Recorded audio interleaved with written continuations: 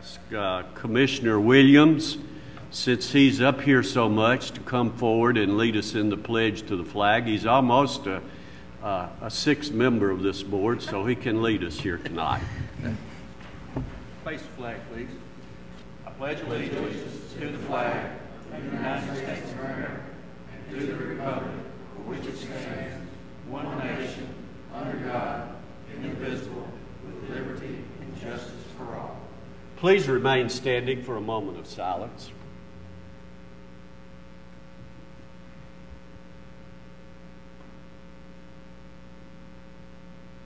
Thank you. Call the roll, please.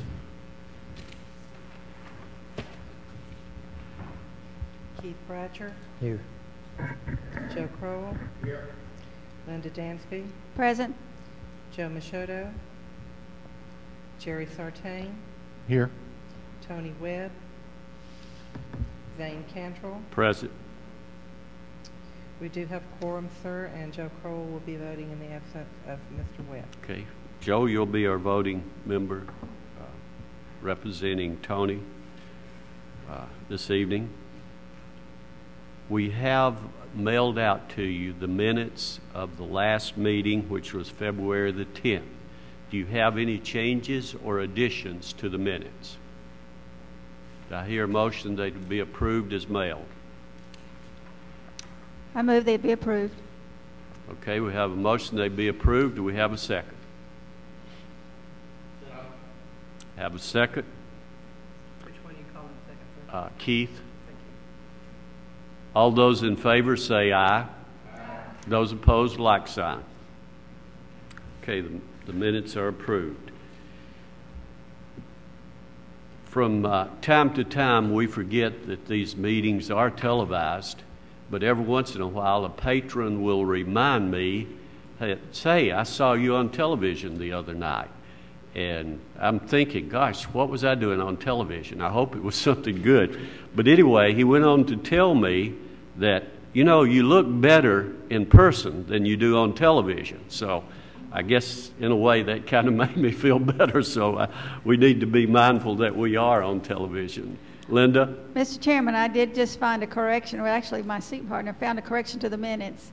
And so I need to withdraw my motion to approve, and we need to revisit it. 2010-005. The results of the motion were the motion carried, and it was not denied, it was approved. So I make a motion to approve the minutes with that correction. Okay, we'll make that correction on it then. Thank Is that you. any other correction you need?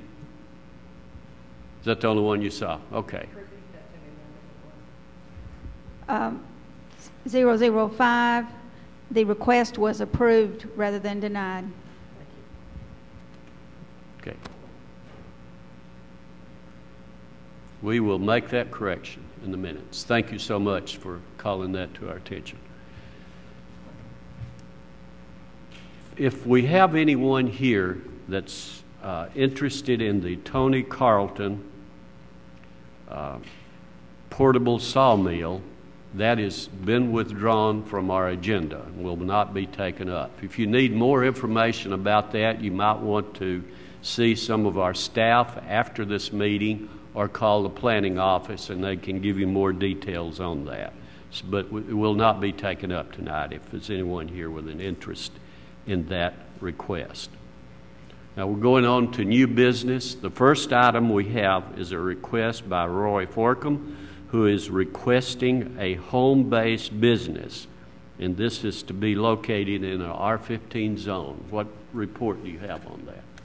Application 2010-06 is filed by Roy Forcum, and the location of the property is 11840 Cairo Road. It's a 5-acre site in the R15 zone. He is requesting conditional use approval for a major home-based business to be located in the R15 zone. He would like to establish a real estate office within his home, and he would qualify for a minor home-based business that would not require a public hearing. However, the Real Estate Commission requires that his license number is posted visibly from the outside, so he needs to have a small sign posted. So he falls within the major home-based business category. He is not proposing any additional employees and does not expect walk-in traffic. And he meets the criteria for home-based business and the conditional use criteria. Staff has made recommendations that he continually meet the conditions for home-based businesses and recommends approval. And I'll just go through this is an aerial photo of the site in question. The house is located closer to Cairo Road. And this is just photos of the surrounding area and the site. This is the home that the business will be located within.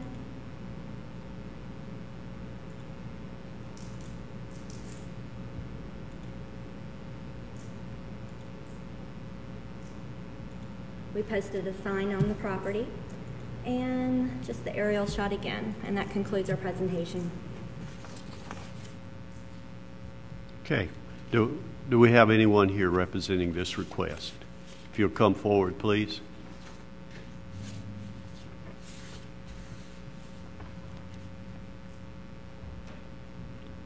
To the podium. Give us your name and any additional information you'd like to share with the board. My name is Roy Forkham. Basically, I'm just looking for approval so we can have our real estate office, our company at home with our where we live at. In a nutshell, I mean, it's not. Okay. Are you currently in the real estate business? Yes, sir. I'm a real estate broker. Been in business for over 16 years. Any questions from the board? Thank you. Appreciate it. There we are. We'll open this for a public hearing for anyone who'd like to speak on this request. Commissioner Williams.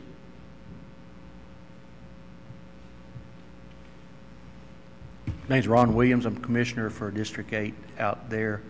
I've not had any phone calls or anybody from over at the nearby store that's mentioned anything negative about that, and I always like to try to encourage somebody to travel less to do more out in the county, so I would hope that you would approve it as they've recommended. Thank you.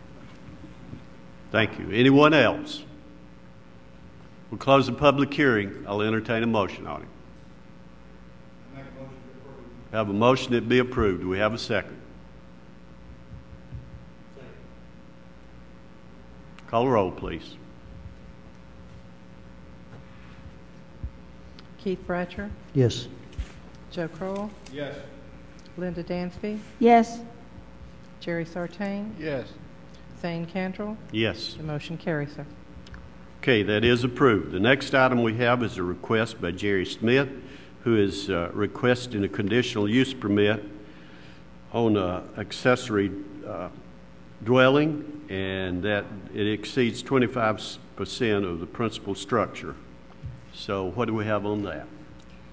Application 2010-007, filed by Jeff Schmidt, involves the property located at 11010 New Zion Road. It's a 6.12 acre parcel located in a residential 15 zone, and he is seeking conditional use approval to allow an accessory dwelling unit that exceeds the 25% maximum square footage, 25% maximum square footage of the principal dwelling. The principal dwelling, they are actually going to construct their dwelling. It will be 2,500 square feet, and the structure that is there now, that is the dwelling, will be attached by a heated and cooled hallway. And I will show you pictures, but it comes, the square footage of the existing dwelling is 52% of the principal dwelling of 2,500 square feet.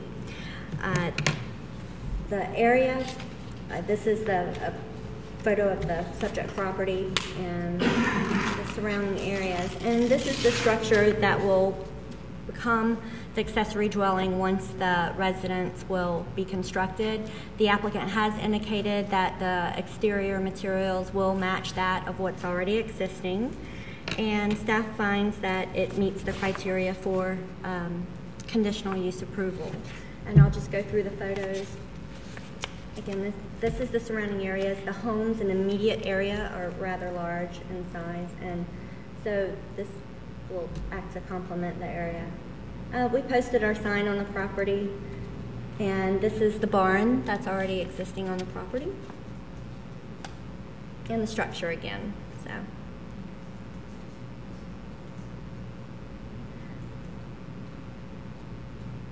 and the applicant supplied us a site plan that was included in your packets, and it shows the location of the new residence and how it will be attached to the existing residence, and it does meet the setbacks for the R15 zone. And that concludes our presentation. Okay, do we have anyone here representing this request? If you'll come around to the podium, give us your name and any additional information about your structure.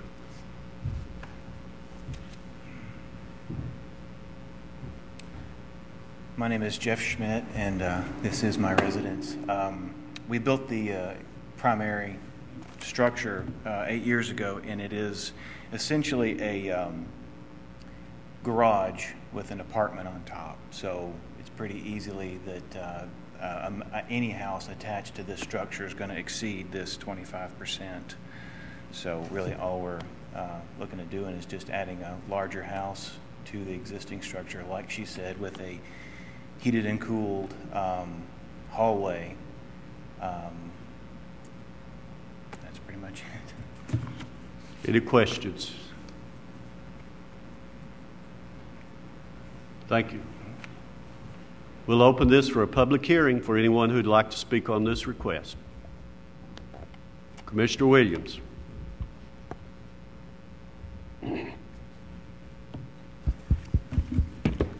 I would actually like to see more developments done like this. They've gone into this, and I've watched him over the years because I don't live too far from there, how they have built this, and now they're ready for their main house as opposed to building just a shed and then trying to move in. So I would just hope that, I've not had any calls or anybody that's opposed to this, so I just hope that you approve it. One thing in there, I think that it gives them 1 year to get this established, which is, as I understand it, is normally there when somebody does not already reside on the property. So just a suggestion, but I would hope that you could remove that 1 year since they already live there, or not, for that not to be a complication a year from now, since he plans to do a lot of the work himself. So I would hope you'd approve it. Thank you. Yeah, if at the end of that 1 year, he can get a 6 months extension from the office here. So if he's not, isn't that correct? Okay. Anyone else? We'll close the public hearing. We'll have a motion on it. Mr. Chairman, I make a motion that we approve. Okay, we have a motion that be approved. Do we have a second? I'll second. We have a second. Call the roll, please. Keith Bratcher, Yes. Joe Crowell. Yes. Linda Dansby, Yes. Jerry Sartain, Yes. Thane Cantrell. Yes. Motion carries, sir. Okay, it is approved. Now, that concludes our new business, but we have an announcement from our staff. Danielle, do you want to tell us about this meeting you have planned? On March 22nd, we will be having Dr. Eric Kelly come and speak to planners and board members in surrounding areas about signage and issues relating to signage being located in the right-of-way, the LED technology, and then signage that you might deal with during campaign times. He will be holding this session at the Rutherford County Health Department on March 22nd between 6 and 8 p.m. And it will count towards your 2 hours towards your 4-hour minimum training per year. And I will send out flyers to those who have email addresses, and I'll mail you a flyer. And if you could let us know by the end of the week if you'd like to attend. We have invited, the Middle Tennessee section of the American Planning Association is putting this on, and several other jurisdictions have been invited, and their Board of Zoning Appeals and Planning Commission members. So it's available to you at no cost. We've taken care of that. If you could just let us know by the end of the week if you'd like to attend, and that's not this following next Monday, but the following Monday, the 22nd at 6 to 8 p.m. And it will be in the Rutherford County Health Department. The new health department. It sounds like a really good opportunity for all of us to get some training for signs. You know, that becomes a particular problem, especially this time of the year and on through August. So that'll give us some new information, and this speaker is really supposed to be good at signage, and I think we can all learn a lot. I do plan on being there, and I hope to see those of you who can. Please come and attend this meeting. There being no other business, we are adjourned. Thank you.